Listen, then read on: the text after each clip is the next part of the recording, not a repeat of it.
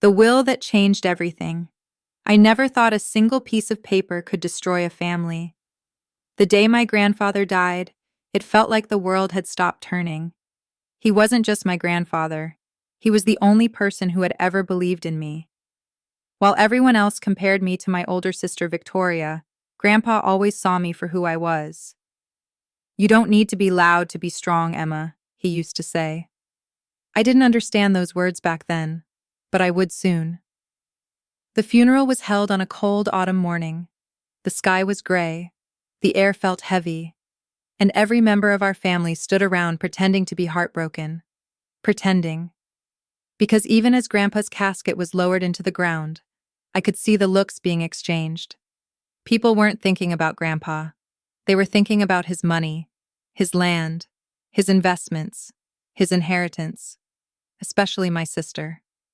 Victoria had always been the favorite child, the golden girl, the one who could do no wrong. My parents adored her, relatives praised her, and she made sure everyone knew it. As we left the cemetery, she walked beside me wearing expensive sunglasses. "Well," she said with a small smile, "I guess we'll find out tomorrow whose Grandpa loved most." I stopped walking. "What?" She laughed. "Oh, come on, Emma. Everyone knows Grandpa was wealthy. The lawyer is reading the will tomorrow." She looked me up and down. "You shouldn't expect much." Then she walked away. I stood there speechless. Not because of her words, because deep down, I knew she meant them. For years, Victoria treated life like a competition, and she always needed to win. The next afternoon, our entire family gathered inside a large conference room at the lawyer's office. The mood felt strange, like people were attending an auction instead of discussing a man's final wishes. Grandpa's attorney sat quietly at the end of the table. A thick folder rested in front of him. My mother squeezed Victoria's hand. My father smiled proudly at her. I sat alone, just like always. The lawyer cleared his throat. "Thank you all for coming." He opened the folder, and suddenly every person in the room became silent. The reading began. Small gifts were distributed first: jewelry, savings accounts, family keepsakes. Then came the larger assets: rental properties, investment portfolios, business shares. Victoria's smile grew wider with every passing minute. I could almost see her imagining herself becoming rich. Then the lawyer reached the final page. His expression changed. He adjusted his glasses and looked directly at me. According to Mr. Richard Harrison's final instructions, my heart skipped. The primary estate, including all investment accounts, commercial properties, and financial assets totaling approximately $7.8 million. The room froze. "Shall be transferred entirely to his granddaughter, Emma Harrison." Silence. Complete silence. Nobody moved. Nobody breathed. I thought I had heard him wrong. Surely there was some mistake. But then the lawyer repeated it. Every word. Slowly. Clearly. The entire inheritance. To me. Not Victoria. Not my parents. Me. The room exploded. "What?" Victoria jumped to her feet. "This is ridiculous." My mother looked horrified. My father slammed his hand on the table. "There must be some error." The lawyer calmly shook his head. "There is no error." Victoria's face turned red. "Grandpa promised me." The lawyer remained calm. He left additional instructions. He opened another envelope. A handwritten letter. Grandpa's letter. The lawyer began reading. "If you are hearing this, it means I am gone." My eyes immediately filled with tears. The room became quiet again. "To my family, I have watched each of you for many years. I know your strengths, and I know your weaknesses." Then came the sentence nobody expected. "Emma is the only person in this family who ever visited me when she wanted nothing in return." I felt my chest tighten. The lawyer continued. "She never asked for money. She never asked for favors. She sat with me because she cared. Victoria looked like she was about to explode. The lawyer kept reading. The others may disagree with my decision, but my estate belongs to the person who earned my trust. The room was completely silent. Then the letter ended, and chaos began. Victoria stormed toward me. You manipulated him. I stared at her. No, I didn't. You're lying. Victoria, you're a thief. The lawyer immediately stepped between us. That's enough. But the damage was done. The moment we left that office, everything changed. My phone began ringing nonstop. Relatives I hadn't heard from in years suddenly wanted to talk. Family members started sending messages. Some begged, some demanded, some tried to guilt me. Others became openly hostile. But Victoria was different. She wasn't angry. She was obsessed. For weeks, she called me every day, then every hour, then dozens of times. She insisted Grandpa had been confused, manipulated, tricked. She refused to accept reality. Then one afternoon, she showed up at my apartment, unannounced. I opened the door and immediately knew something was wrong. She was smiling, that fake smile she used whenever she wanted something. We need to talk, she said. I should have closed the door. Instead, I let her inside. That was my mistake, because what happened next would start a chain of events that would eventually end in court and destroy everything Victoria had built. She sat across from me, calm, relaxed, almost cheerful. I've been thinking, she said. Maybe we should split Grandpa's inheritance. I stared at her. What? 50-50. I almost laughed. Why would I do that? Her smile disappeared. Because it's the right thing. No. Her eyes narrowed. No? No. The room became very quiet. Then she slowly stood up. You'll regret this. For a moment, I thought she was bluffing. Just another tantrum. Another attempt to pressure me. But when she reached the door, she turned around one last time, and the look in her eyes sent a chill down my spine. You have no idea what I'm capable of. Then she walked away. I stood frozen in my apartment, wondering what she meant, wondering why I suddenly felt afraid. What I didn't know was that Victoria had already started putting a plan into motion. A plan that would cost millions. A plan that involved forged documents, hidden accounts, and a luxury mansion she had absolutely no right to buy. But by the time I discovered what she had done, most of Grandpa's inheritance was already gone, and getting it back would become the biggest battle of my life. The mansion on the hill. For weeks after Victoria walked out of my apartment, I tried convincing myself that her threat was nothing more than anger. People often said things they didn't mean when emotions took over. That was what I kept telling myself. But deep inside, something felt wrong. Every time my phone rang, I felt a knot in my stomach. Every email notification made my heart race. I couldn't explain it, but it felt like a storm was approaching, and I was standing directly in its path. Then one ordinary morning, while making coffee in my kitchen, the storm finally arrived. My phone buzzed, and I saw David's name on the screen. Grandpa's longtime financial advisor rarely called without a reason. I answered with a smile, expecting a routine update. Instead, I heard silence on the other end. Emma, he finally said, his voice unusually serious. Are you sitting down? My smile disappeared instantly. I sat at the kitchen table before answering. What's wrong? There was another pause.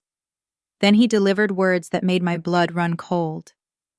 There have been several large withdrawals from one of your inherited accounts. For a moment, I thought I had misunderstood him. Withdrawals? That wasn't possible. I hadn't touched most of Grandpa's accounts yet. Everything was still being organized. My hands began shaking. How much? I asked. David hesitated. Around $2.4 million. The coffee mug slipped from my fingers and crashed onto the floor. I barely noticed. $2.4 million. Gone. Vanished. It felt impossible. I immediately demanded documents, records, anything that could explain what had happened. Within an hour, I was staring at bank statements spread across my dining table. The transfers were real. The approvals looked real. Even the signatures appeared to be mine. But they weren't.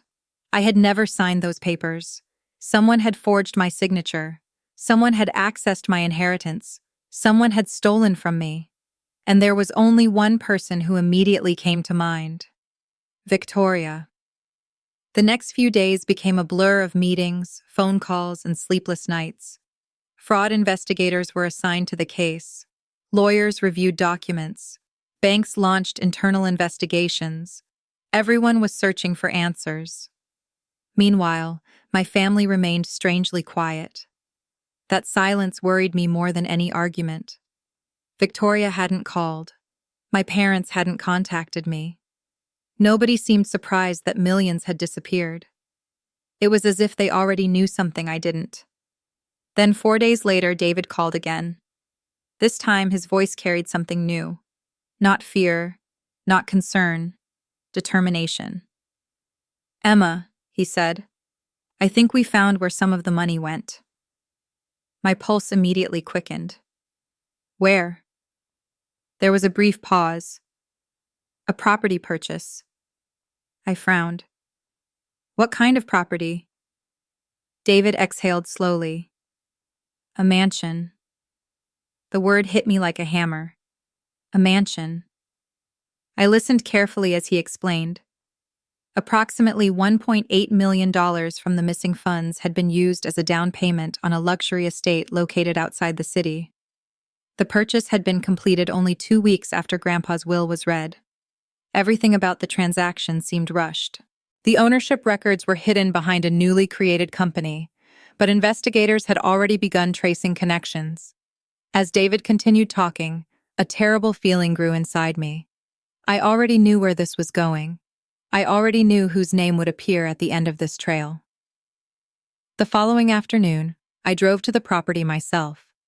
Part of me hoped the investigation was wrong. Part of me wanted to believe there was another explanation. But as my car climbed the winding roads leading toward the hills outside town, that hope began disappearing. The neighborhood was filled with enormous estates hidden behind gates and tall trees. These were homes owned by wealthy executives, celebrities, and investors, people with fortunes far larger than mine. Then I saw it. The mansion stood proudly at the end of a private road. Massive stone walls surrounded the property. A fountain sparkled in front of the entrance. Expensive luxury vehicles lined the driveway. My hands tightened around the steering wheel, because parked directly in front of the mansion was Victoria's car. For several seconds, I simply stared. My sister had always dreamed about living in a mansion. Growing up, she would cut pictures from magazines and tape them to her bedroom walls. She talked endlessly about luxury homes, expensive vacations, and designer lifestyles. But Victoria had never earned enough money to afford any of it. Her business ventures constantly failed. Her credit history was terrible. She had no realistic way to purchase a multi-million-dollar estate. Yet somehow, here she was, living in one. My heart pounded as I parked nearby. Before I could even decide what to do next, the front door opened. Victoria stepped outside wearing designer sunglasses and a smile that instantly made my blood boil. She looked happy, relaxed, proud, like someone who believed they had already won. The moment she saw me, her smile widened. She slowly walked down the front steps and crossed her arms. "Well," she said casually, "look who finally found the place." Her confidence stunned me. She wasn't nervous. She wasn't scared. She wasn't even pretending to be innocent. "Victoria," I said, struggling to control my anger, "where did you get the money for this house?" She laughed softly. "That's a strange question." "Answer me." She removed her sunglasses and looked directly into my eyes. "Maybe I made some smart investments." The arrogance in her voice was unbearable. "You stole that money." She shrugged. "Can you prove it?" For a moment, I couldn't speak. The woman standing in front of me wasn't acting like a sister. She wasn't acting like family. She was acting like a criminal who believed she was untouchable. Then she stepped closer and lowered her voice. Grandpa should have left everything to me. Her eyes narrowed. I'm simply taking what should have been mine from the beginning. I left the mansion shaking with anger. But anger wasn't enough. I needed evidence. Real evidence. And unfortunately, proving fraud involving millions of dollars wasn't easy. Victoria had covered her tracks carefully. Every forged document looked authentic. Every transfer appeared legitimate. The shell company that purchased the mansion hid her connection behind layers of paperwork. It was a carefully planned operation, far more sophisticated than anything I believed she was capable of, which raised a terrifying question. Had she acted alone? The more investigators examined the records, the more suspicious things became. Hidden transfers appeared in multiple accounts. Additional money was missing, and several documents seemed to involve information only a close family member would know. Suddenly, a horrifying possibility emerged. Someone else may have helped her. A week later, that possibility became reality. One of the investigators uncovered a series of emails connected to the fraud. The messages contained financial details, account numbers, and personal information used to forge authorization forms. When they traced the sender, my world collapsed. The emails had originated from my parents' home computer. I stared at the report in complete disbelief. My mother, my father, the people who were supposed to protect me, the people who always claimed family came first. Somehow, they were connected to the theft. Maybe they hadn't stolen the money themselves. Maybe they hadn't signed the documents, but they had helped Victoria gain access. The realization hurt more than losing the money. Because money could be recovered, trust could not. That night, I sat alone in my apartment staring at Grandpa's photograph. Tears filled my eyes. I remembered every conversation we had shared, every lesson he taught me, every moment he believed in me when nobody else did. And suddenly, I understood why he left the inheritance to me. He hadn't been rewarding me. He had been protecting it from them, protecting it from the very people now trying to steal it. As I wiped away my tears, my phone buzzed. A new email had arrived from my attorney. Attached to the message was a single document. The title immediately caught my attention. Emergency Court Filing. I opened it, and as I began reading, my heart started pounding, because a judge had just approved something that would change everything. A court order was coming, and Victoria had no idea what was about to happen. The court order arrives. The moment I finished reading the email from my attorney, I knew everything was about to change. For weeks, I had felt helpless. Every day brought new evidence of betrayal, yet Victoria continued living comfortably inside that mansion as if nothing had happened. She acted like the money was hers. She acted like Grandpa's final wishes meant nothing. Worst of all, she acted like she was untouchable. But the document on my screen told a different story. A judge had reviewed the evidence collected by investigators and approved an emergency court order. The order would freeze assets connected to the missing inheritance while the case moved forward. It wasn't the final victory, but it was the first real step toward justice. For the first time since discovering the theft, I felt something I hadn't felt in weeks: hope. The next morning, I met with my attorney, Rebecca, at her office. She was calm, confident, and incredibly thorough. Every time I started doubting myself, she reminded me that facts mattered more than emotions. As she reviewed the case file spread across her desk, she pointed to several pages. "Victoria made a mistake," she said. "Actually, she made several." I leaned forward. "What kind of mistakes?" Rebecca smiled slightly. "The kind people make when they think they're smarter than everyone else." She explained that investigators had uncovered records connecting the shell company that purchased the mansion directly to Victoria. Hidden behind layers of paperwork was a trail of electronic signatures, payments, and account activity. It wasn't obvious at first glance, but once experts started examining the records, the connections became impossible to ignore. The mansion wasn't as protected as Victoria believed. In fact, it was becoming the strongest piece of evidence against her. 3 days later, the court order was scheduled to be delivered. I spent the entire morning unable to focus on anything. My phone stayed beside me every second. I kept checking the time. Every minute felt like an hour. Finally, shortly after noon, Rebecca called. "It's happening now," she said. My heart immediately started racing. Through legal channels, arrangements had been made for the order to be delivered directly to the mansion. Investigators, court representatives, and attorneys would all be present. Victoria would have no opportunity to avoid it. No opportunity to hide. No opportunity to pretend she didn't know what was happening. The moment had finally arrived. According to the reports I later received, Victoria was hosting a gathering when officials arrived. Several guests were touring the mansion. Expensive music played through the house. Caterers moved between rooms serving food and drinks. Victoria had been showing off her new life, enjoying the attention she always craved. Then a black vehicle entered the driveway. Moments later, another arrived behind it. Guests reportedly stopped talking as several officials stepped out carrying documents. At first, Victoria assumed they were mistaken. Witnesses later described her smile disappearing the moment she heard the words, "court order." Within minutes, the atmosphere inside the mansion completely changed. Conversations stopped. Music was turned off. The celebration came to an abrupt end. Victoria reportedly argued with everyone. She demanded explanations. She accused people of targeting her. She insisted there had been some misunderstanding. But legal documents don't care about excuses. The court order was clear.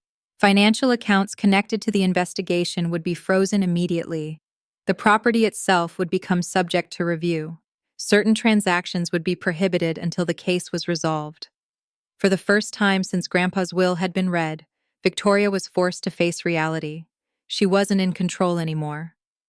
That evening, Rebecca showed me several updates from investigators. The court order had triggered something unexpected. As financial institutions reviewed frozen accounts, additional records surfaced: hidden transfers, secret payments, unreported transactions. The deeper investigators looked, the more they found. It was as though the entire scheme had started unraveling the moment someone pulled the first thread. Every discovery led to another discovery. Every answer raised new questions. And one question kept appearing repeatedly: who else knew about the fraud? The answer arrived sooner than anyone expected. A former employee of one of Victoria's failed business ventures contacted investigators. At first, the individual wanted anonymity. They were afraid of getting involved, afraid of becoming a target. But eventually they agreed to provide information. Their testimony changed everything. According to the witness, Victoria had been talking about Grandpa's inheritance long before his death. She wasn't merely hoping to receive money. She was planning for it, planning around it. The witness described conversations where Victoria openly complained that Grandpa trusted me more than her. They recalled hearing her say she deserved the inheritance regardless of what the will said. At the time, nobody took those comments seriously. Now they sounded very different. The witness also revealed something far more damaging. Several weeks before Grandpa passed away, Victoria had reportedly asked questions about account access, legal transfers, and authorization procedures. She wasn't asking out of curiosity. She was gathering information, preparing, building a plan. When investigators compared these statements with existing evidence, the timeline suddenly made sense. This wasn't an emotional reaction after the will reading. It was a scheme that may have started months earlier. As evidence continued mounting, pressure began building inside my family. Relatives who had initially supported Victoria suddenly became quiet. Friends stopped appearing in photographs posted from the mansion. Invitations disappeared. Phone calls went unanswered. The people who had celebrated with her during her rise started distancing themselves from her fall. It was remarkable how quickly loyalty vanished when consequences appeared. Then came another breakthrough. Investigators recovered deleted emails connected to the fraud. Most people assume deleting something makes it disappear forever. They are wrong. Technology leaves traces. Hidden among hundreds of recovered messages were conversations discussing account information, document preparation, and financial transfers. Some messages referenced names, some referenced dates, but one message stood above all the others. It contained instructions regarding forged signatures. When I learned about it, I sat frozen in disbelief. The message wasn't written by Victoria. It had been written by my father. For several minutes, I couldn't speak. I reread the report again and again, hoping I misunderstood it. But the facts remained unchanged. My father had participated. Maybe not in every step, maybe not in every decision, but he was involved. The realization hurt more than I can describe. Victoria's betrayal was terrible. Yet somehow, seeing my father's role documented in black and white felt even worse. Parents are supposed to protect their children, not help steal from them. That night, I barely slept. Memories kept flooding back. Family dinners, holidays, birthdays. Every moment I spent trying to earn approval that never came. Looking back, the signs were always there. Victoria had always been the favorite. She received support when she failed. She received praise when she succeeded. Rules rarely applied to her. Excuses always existed for her behavior. I had spent years believing things might eventually become fair. Now I finally understood the truth. Fairness had never been part of the equation. The following week, another hearing was scheduled. This time, the evidence collected since the court order would be formally presented. Rebecca believed the case had become significantly stronger. I wanted to believe her. Yet part of me remained nervous. Victoria had lied before, manipulated before, escaped consequences before. What if she found another way out? Those fears vanished the night before the hearing. At exactly 9:17 p.m., Rebecca called. The moment I answered, I knew something major had happened. "Emma," she said carefully, "you need to sit down." My stomach tightened immediately. "What is it?" There was a brief pause. Then she delivered the news. A private storage unit connected to Victoria had been searched under court authorization. Inside, investigators discovered boxes. Boxes filled with documents, original documents, draft documents, practice signatures, bank records, and enough evidence to expose the entire scheme. For months, Victoria believed she had hidden everything. Instead, she had preserved the proof of her own downfall. As I sat there listening, one realization became impossible to ignore. The mansion, the money, the lies, the forged documents. Courtroom showdown, and Grandpa's last lesson. The next morning, Emma stood on the courthouse steps, gripping the leather strap of Grandpa's old satchel. Inside were the boxes that had nearly cost her everything. The sky was gray, heavy with rain, but she felt strangely calm. For months, fear had ruled her life. Fear of losing her home, fear of Victoria's power, fear that no one would believe her. But today was different. Today the truth had weight. It had signatures, photographs, receipts, recordings, and letters written in Grandpa's own steady handwriting. When she entered the courtroom, every seat was filled. Reporters lined the back wall. Neighbors whispered behind folded programs. At the defense table sat Victoria, dressed in an immaculate cream suit, her posture rigid and cold. She didn't look at Emma at first. Instead, she stared ahead with the confidence of someone who had spent her entire life winning. Beside her sat two expensive attorneys flipping through thick binders.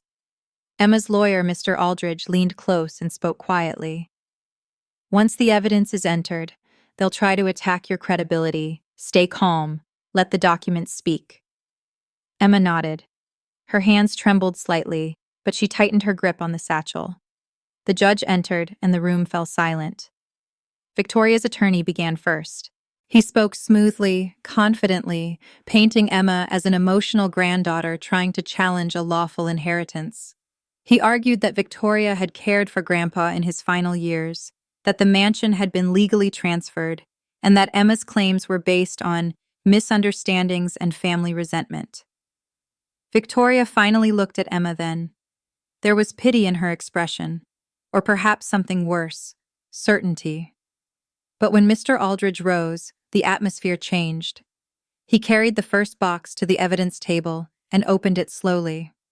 Inside were ledgers, property records, bank statements, and a folder labeled, "For Emma, if anything happens." The courtroom murmured. Mr. Aldridge began laying out the evidence piece by piece.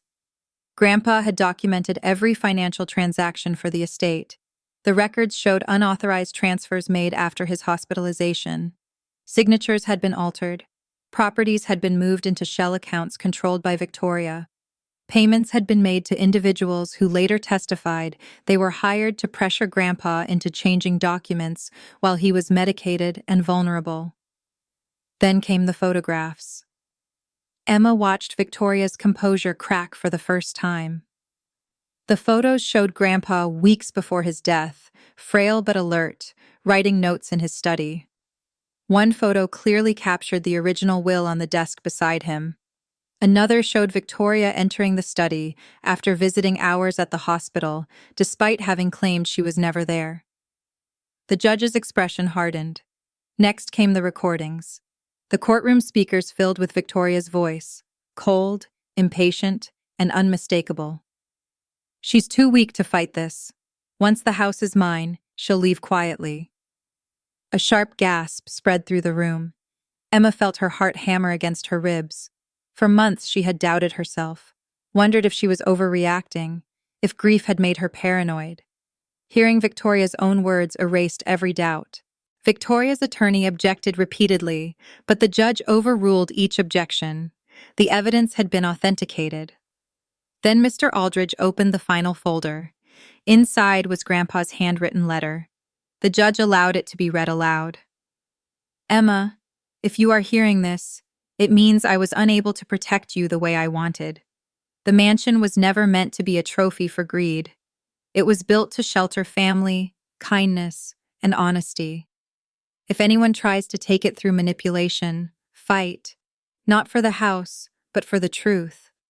Remember this: wealth can build walls, but character builds a home." Emma lowered her head as tears blurred her vision. Across the room, Victoria's face had gone pale. The rest happened quickly. The judge ruled that the amended inheritance documents were fraudulent and invalid. Ownership of the mansion and estate was restored according to Grandpa's original will. An investigation into financial fraud and coercion was ordered immediately. Victoria stood abruptly. "This is outrageous," she snapped, her voice breaking for the first time. "That house is mine. I earned it." The judge's response was calm but firm. "You attempted to obtain it through deception. The court will not reward fraud." For a moment, the powerful woman everyone feared looked small. As deputies approached, Victoria turned toward Emma with a mixture of anger and disbelief. "You think this changes anything? You'll never understand what it takes to keep power." Emma met her gaze steadily. "Maybe not, but I understand what it costs to lose yourself trying to get it." Victoria said nothing more. Outside the courthouse, rain had begun falling in soft, steady sheets.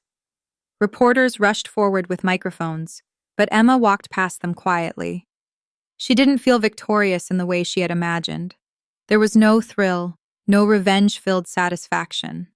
Only relief, and a deep ache for the grandfather she wished could have seen justice done. That evening, she returned to the mansion.